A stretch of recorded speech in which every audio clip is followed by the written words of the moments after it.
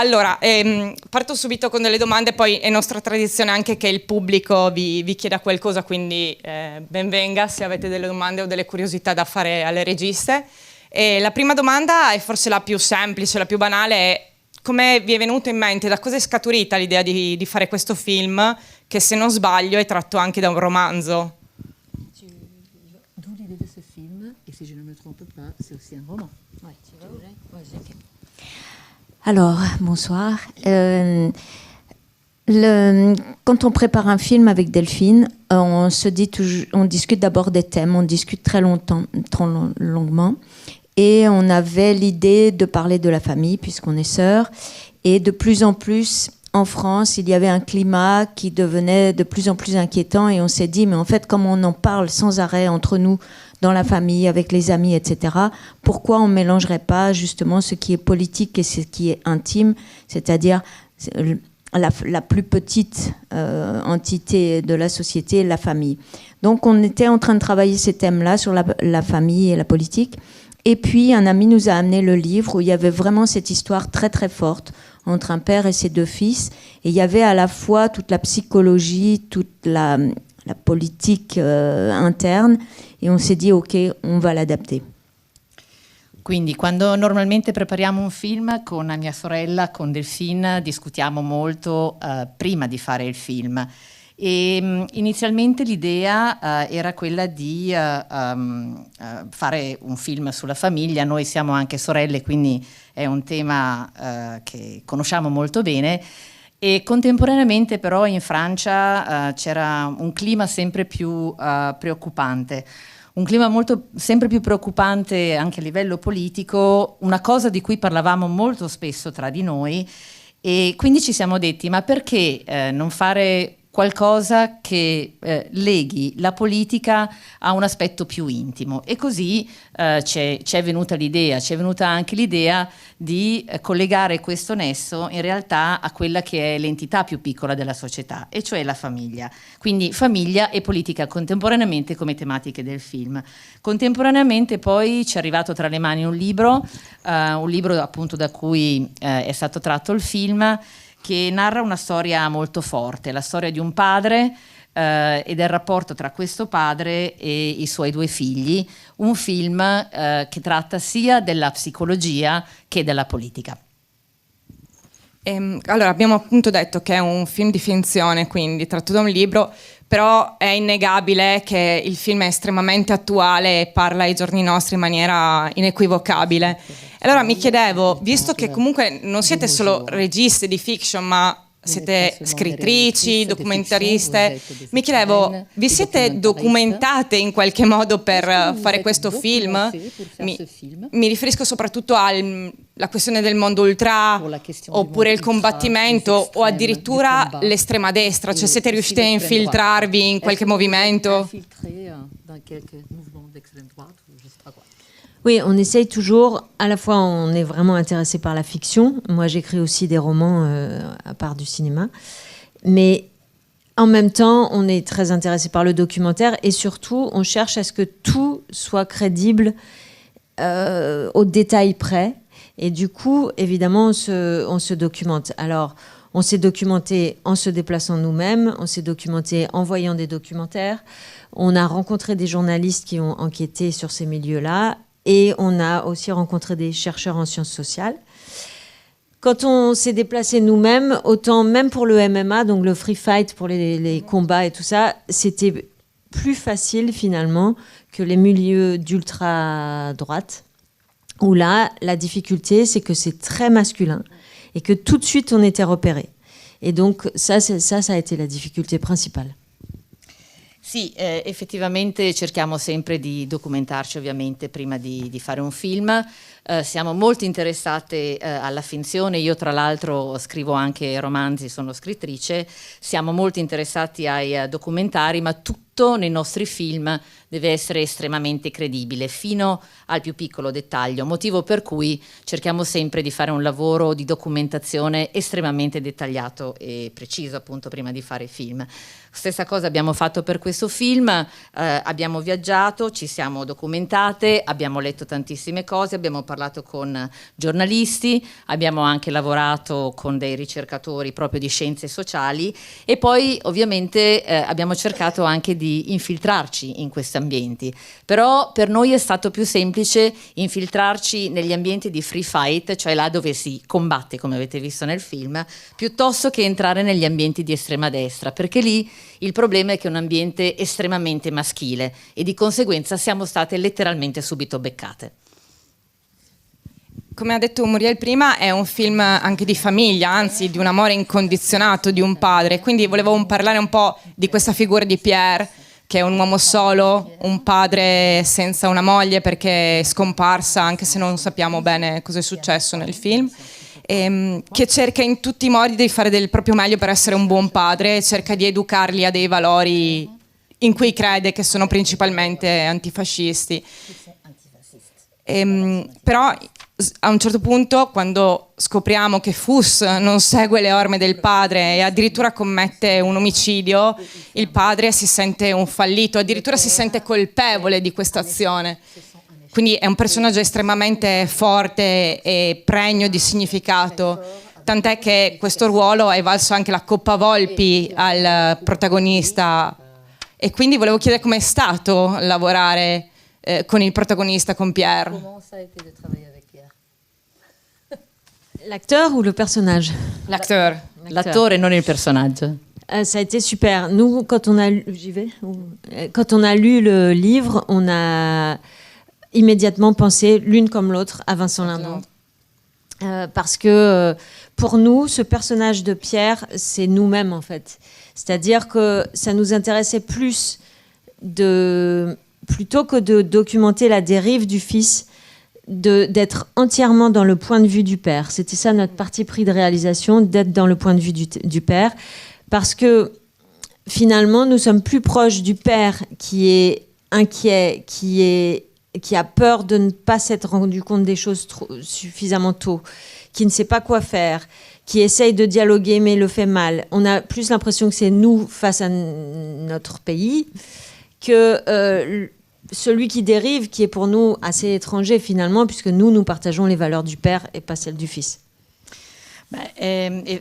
Diciamo che è stato ovviamente super lavorare con lui e quando abbiamo letto il romanzo abbiamo subito pensato che il protagonista Pierre potesse solamente essere, il ruolo del protagonista potesse essere solamente dato a Vincent Lindon, perché in realtà Pierre siamo noi due. Perché più che documentare la deriva proprio del figlio in questo film, quello che ci interessava era raccontare il punto di vista del padre e infatti il film viene visto, lo vedete, con gli occhi del padre, con i suoi sentimenti, perché ci sentiamo molto più vicini al padre. Quindi ci sentiamo vicini alle sue paure, ci sentiamo vicini al fatto che non sa cosa fare, non sa come dialogare con il proprio figlio, si sente in colpa perché non si rende subito conto di quello che sta succedendo e quindi in un certo senso è la stessa sensazione che noi proviamo nei confronti del nostro paese. Et du coup, Vincent Lindon, pour l'identification, tout le monde le connaît en France, tout le monde peut s'identifier à lui parce que tout le monde a vu, il a fait 80 films et c'était important qu'on s'identifie à ce père, que le spectateur puisse s'identifier à ce père. E ovviamente tutti conoscono Vincent Lindon in Francia, ha fatto un'ottantina di film e tutti possono identificarsi con lui. Per noi era anche molto importante che lo spettatore in sala riuscisse a identificarsi con lui e con i suoi valori. Et après, tu veux parler de Vincent? Oui, je peux parler de Vincent. Lei può parlare di Vincent adesso. Je pense que quand il a reçu la Coupe Volpi, ça a été un des plus beaux jours de sa vie. Il n'a pas dormi pendant 48 heures. Il était très flatté. C'est un acteur extraordinaire. Et surtout, on avait à cœur que les personnages ne soient pas ou blancs ou noirs et que chacun chaque personnage ait ses côtés sombres, ses incapacités, ses impuissances, et que même le fils, qui est un personnage de plus en plus détestable, ait aussi ses côtés attachants parce qu'il est le fils de son père et qu'il y a quand même beaucoup d'amour entre les trois. Et c'était ça qu'on a essayé de plus développer, c'est quand on aime quelqu'un, jusqu'à quel point on peut lui pardonner, jusqu'à quel point on peut continuer à l'aimer. C'est un des dilemmi du film, c'est ça. Sì, allora per quanto riguarda l'attore Vincent Lindon, sicuramente quando ha ricevuto la Coppa Volpi è stato uno dei giorni più belli della sua vita, non è riuscito a dormire per 48 ore fondamentalmente. E ovviamente è un attore straordinario, è stato bellissimo lavorare con lui. Quello che interessava anche nel film era non far vedere tutto il bianco o tutto il nero nei personaggi, perché ovviamente ognuno di noi e ogni personaggio nel film ha i suoi lati oscuri, ha le sue incapacità e ha i suoi punti deboli. Così anche per il figlio, perché anche il figlio proprio anche per il modo in cui è legato a suo padre, ha comunque determinati aspetti positivi. E il film parla proprio anche di questo. Il film vuole anche interrogarsi su fino a che punto si riesce a perdonare qualcuno che ami così tanto come può essere un padre con un figlio, et fino a che punto riesci a perdonarlo oppure a continuare ad amarlo nonostante tutto quello che ha fatto. Et je vais enchaîner sur les garçons, les deux frères. On voulait deux vrais frères. Donc au début, on a vu que des vrais frères, des dizaines de vrais frères. Et ça ne nous convenait pas, même si c'était des bons acteurs et tout, ça ne nous convenait pas. Et on a appris que Benjamin Voisin, qu'on commence à voir dans des films importants, il a eu le César du meilleur espoir en France et tout ça, et Stéphane Crépon, sont les meilleurs amis du monde. Ça fait 10 ans qu'ils sont amis et ils ont même vécu en colocation pendant 4 ans.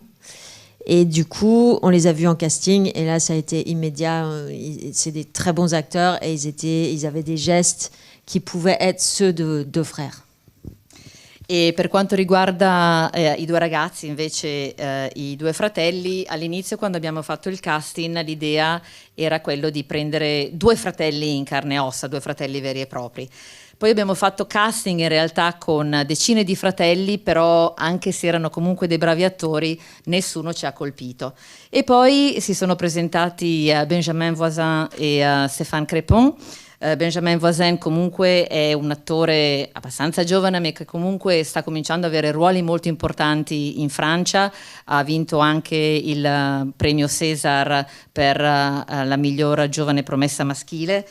E abbiamo scoperto che i due in realtà sono migliori amici ormai da 10 anni, per 4 anni hanno vissuto insieme e di conseguenza hanno fatto un casting e anche nei piccoli gesti, nel modo in cui si guardano, nel modo in cui si comportano, sembrano due fratelli veri e propri e quindi erano perfetti per il ruolo.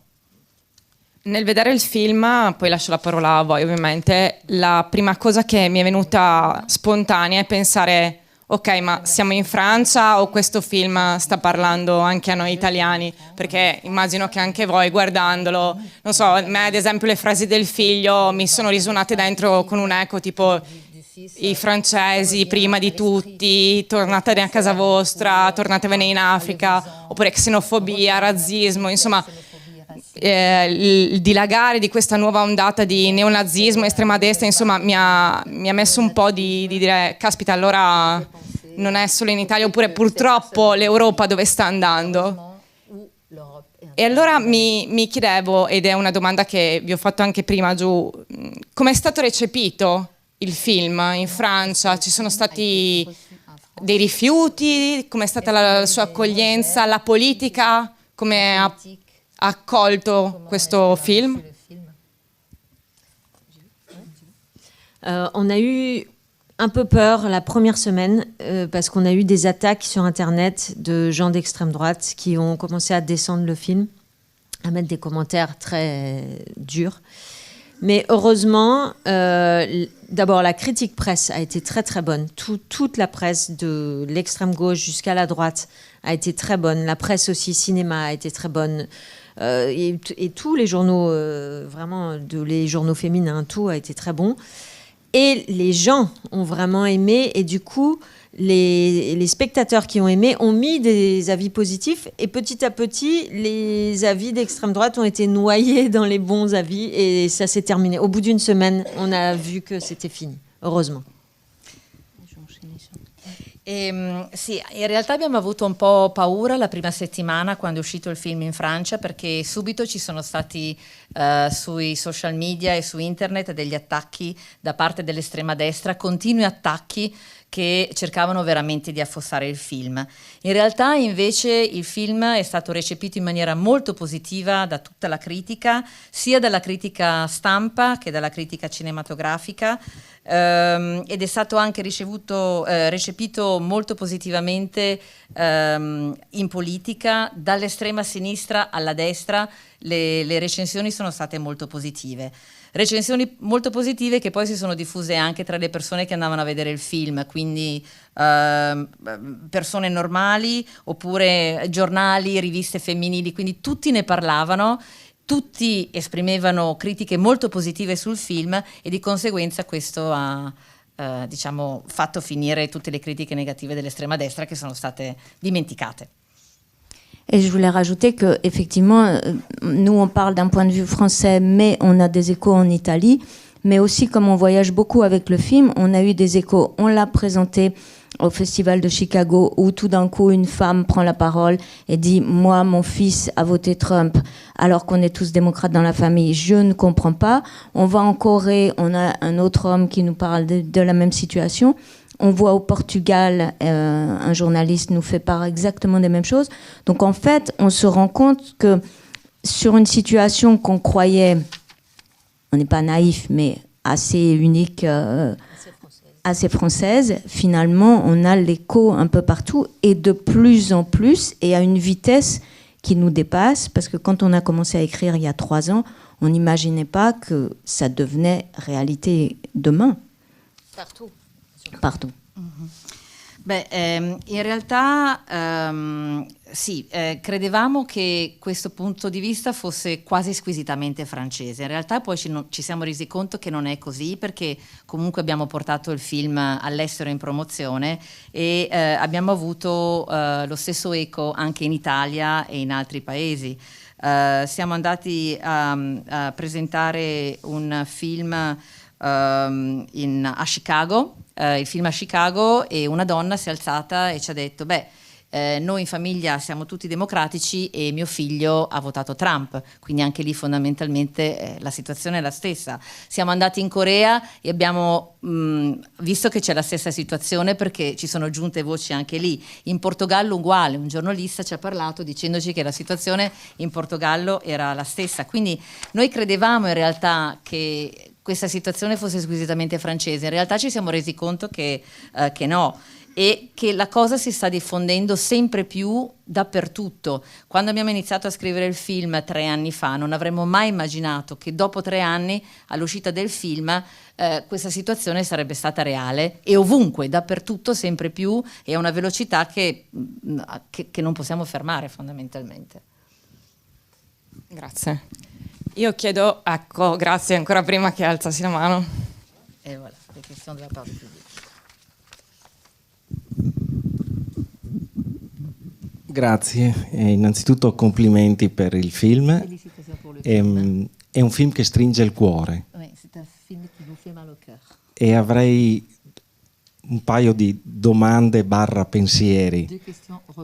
Il primo è che nel film il protagonista, Pierre, è vedovo, e sembra quasi una giustificazione a quello che gli succede, cioè non riuscire a preparare i figli alla vita, diciamo.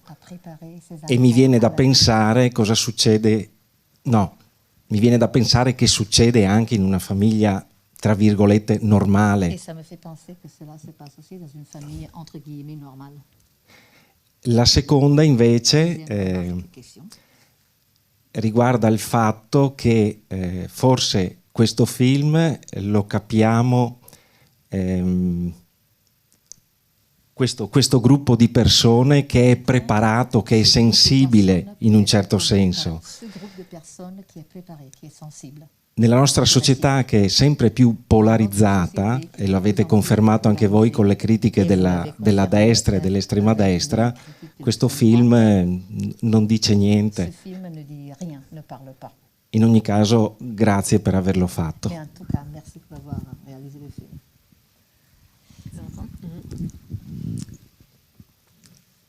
Alors, je ne suis pas certaine que des gens d'extrême droite viendront par milliers voir le film. Mais ce film, déjà, s'il s'adresse à ceux qui s'inquiètent ou qui se posent des questions et que ça les fait... Non pas, on n'est pas là juste pour raconter une histoire, on est là aussi pour que l'histoire vous fasse réfléchir sur vous-même. Et peut-être que si chacun ici se dit finalement il faut que je parle plus, y compris à ceux qui ne pensent pas comme moi, c'est déjà un pas en avant. In realtà non sono certa che persone di estrema destra vadano poi a vedere questo film, onestamente. Però già il fatto che delle persone come voi, persone che comunque si preoccupano e che si fanno delle domande, vengano a vedere questo film è una cosa che conforta. L'idea non è per il film raccontare solamente una storia, l'idea è anche far riflettere il pubblico e fare riflettere tutti voi, perché se ognuno di voi, riflettendo su quello che ha visto allo schermo, riesce a uscire e riesce magari anche a parlare con qualcuno che non è necessariamente d'accordo, già significa che abbiamo fatto un piccolo passo avanti. Et quant au fait qu'il est veuf, je crois que pour lui, en tout cas pour cet homme-là, c'est vrai que c'est une des raisons pour lesquelles il n'a pas parlé assez tôt à son fils.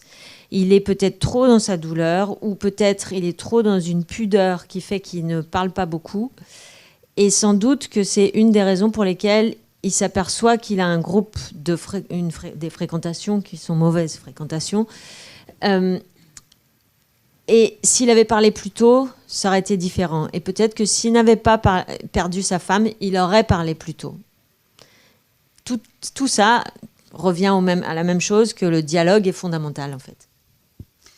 E riguardo al fatto appunto che il protagonista è vedovo, per lui è vero, forse è uno dei motivi per cui non riesce a parlare presto o in tempo al proprio figlio, forse per troppo dolore, forse per troppo pudore, questo non si sa, e forse se non fosse stato così, forse se non fosse stato vedovo, forse sarebbe riuscito a parlargli prima, forse avrebbe capito prima che cominciava a frequentare quelle che noi chiamiamo cattive compagnie.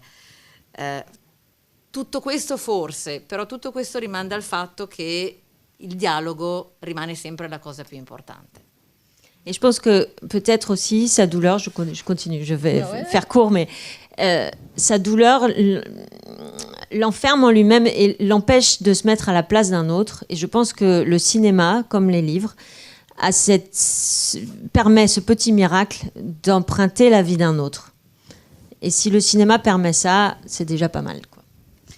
E credo che il suo dolore lo chiude in se stesso e non gli permette di mettersi al posto di un altro, ma credo che sia il cinema che la letteratura e quindi i romanzi, questa è una cosa che ci permettono di fare, cioè metterci al posto degli altri e impersonificarci negli altri, e visto che ci riescono, insomma, credo che sia una cosa molto positiva. Grazie. Ci sono altre domande dal pubblico?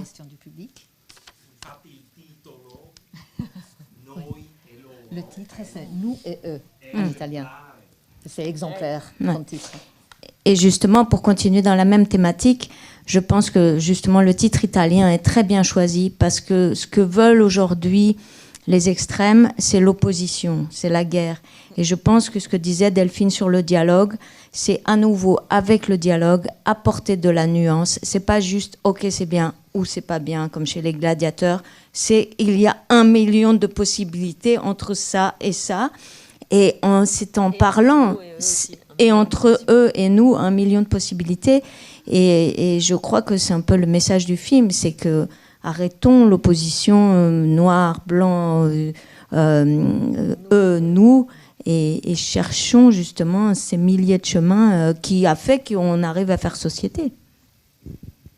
Sì, giusto per continuare sulla falsariga di quanto ha detto mia sorella, credo che il titolo in italiano sia stato ben scelto. Il titolo in francese è completamente diverso, Jouer avec le feu. Pardon si je dis. Oui. Cioè giocare con il fuoco, mentre in italiano è tutt'altro. E credo che il titolo in italiano sia stato molto ben scelto perché è proprio quello che cercano le persone di estrema destra, cioè cercano l'opposizione, cercano la guerra, cercano la lotta. In realtà questo mi fa tornare al concetto di dialogo di cui si parlava prima, no? Il dialogo ti offre tutta una serie infinita di possibilità e tutta una serie infinita di sfumature. Non è sì o no come lo era una volta per i gladiatori. Ci sono tantissime possibilità tra loro e noi. Non è bianco, non è nero, non sono loro, non sono noi. Ed è proprio anche questo il messaggio del film. Cioè che il dialogo comunque può dare un suo contributo.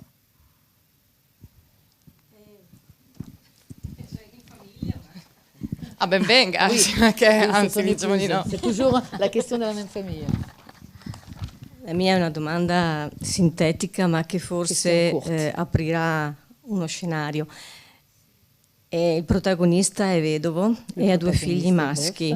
Il a des enfants qui sont in questo film manca la figura femminile, mancano donne di rilievo, donne che riescono a fare da collante, da trait d'union tra le diverse situazioni, sia dentro la famiglia che fuori dalla famiglia, anche nell'ambiente di lavoro, nello sport. Volutamente è stato scelto un ambiente maschile perché l'elemento femminile storicamente e anche attualmente funge da mediatore, da collante, da anche a livello di relazione, facilita le relazioni, quindi credo che sia una scelta voluta la vostra.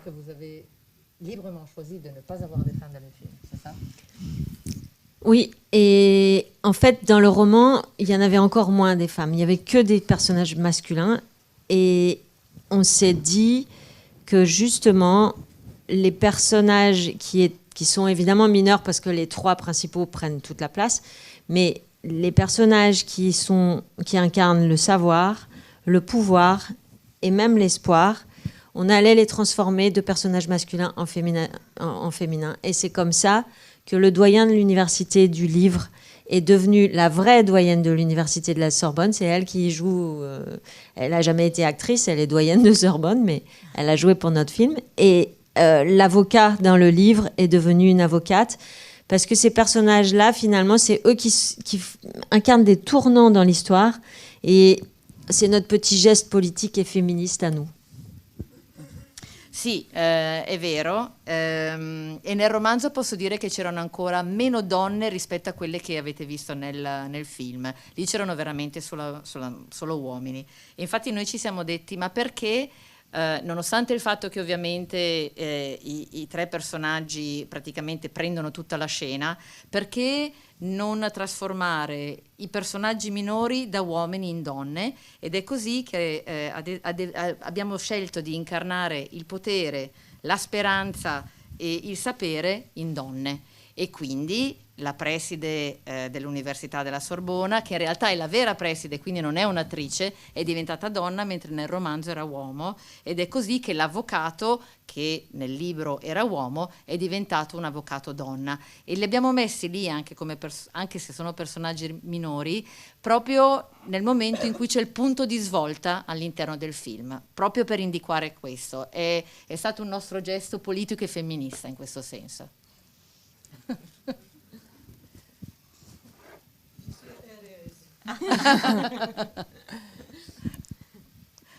Ci sono altre domande? Oui, d'autres questions. Se no, io ho l'ultima cosa da chiedervi. Il film è emozionante dall'inizio alla fine, però è innegabile che il finale, cioè quando Pierre parla davanti alla corte, è un pugno allo stomaco, sia come madre, padre, sia come figlio, sia come cittadino attivo. È veramente un momento in cui tu ti metti in discussione a 360 gradi come individuo. E quindi nel vedere quel momento in cui, nonostante la bruttura dell'azione, nonostante l'omicidio commesso, c'è un padre che continua a dire io lo amo nonostante tutto, e c'è quell'abbraccio finale senza voce ma pieno di parole, mi chiedo, l'estrema destra avanza, c'è ancora speranza? Je pense que le film dit oui. Pour moi, comme dans cette famille, les liens d'amour perdurent, dans notre société, partout, il y a des gens qui continuent à croire qu'on a des liens ensemble, qu'on a des valeurs communes. Et partout, dans chaque salle de cinéma, on rencontre des gens qui nous donnent cet espoir. Ma il film dice questo, il film dice di sì, che comunque c'è speranza. E per me, proprio come in questa famiglia c'è comunque un legame d'amore che continua, nella nostra società ci sono comunque dei valori che vengono condivisi e delle persone che credono ancora che ci sia speranza. Quindi sì, la risposta è sì. Grazie. Allora io ringrazio tutti voi per essere stati qui. L'abbiamo ripetuto tante volte stasera, ma è vero, i critici fanno tanto per il cinema, però le persone che hanno più potere siete voi. Avete visto il film, parlatene con le persone, perché l'hanno detto anche loro, le registe, che siete possibilità di cambiamento e di consapevolezza critica, quindi vi chiediamo di parlarne. Ringrazio Laura Amighetti per avermi aiutato in questa bellissima intervista, e ovviamente ringrazio le registe del film Molière Cullen per essere state con noi. Merci.